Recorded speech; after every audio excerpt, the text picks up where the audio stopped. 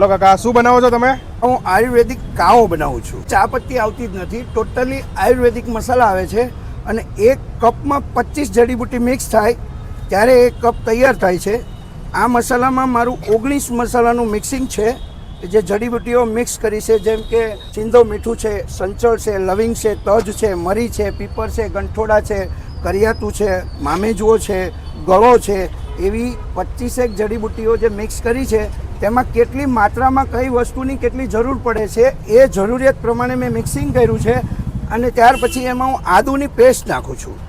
આ છે આદુની પેસ્ટ છે, જેને છાલ ઉખેડી અને 3 વાર પાણીએ ધોઈ અને પછી એ પેસ્ટને બનાવું છું. બરાબર. ત્યાર પછી આ ફુદીનો અને તુલસીના પાનની પેસ્ટ છે. શરદી, કફ, ઉધરસ, કબજિયાત ગમે તેવા હોય સારા થઈ જાય છે. અને કદાચ કોઈને 10 વર્ષથી ઉધરસ આવતી હોય, ગમે તેવી એલર્જીની હોય, શરદી હોય, કફ જામી ગયો હોય, ગમે એટલો જૂનો કફ હોય તો પણ એ સારો થઈ જાય છે. હું 10 વર્ષથી અહીંયા વેચું છું, 11મું વર્ષ છે. 6 મહિનાથી ઉપરનો કોઈ પણ ઉંમરના વ્યક્તિને તમે પીવડાવી શકો છો કાવો. અને અહીંયા નાના નાના બાળકો સાથે લોકો ફેમિલી સાથે પીવા આવે છે.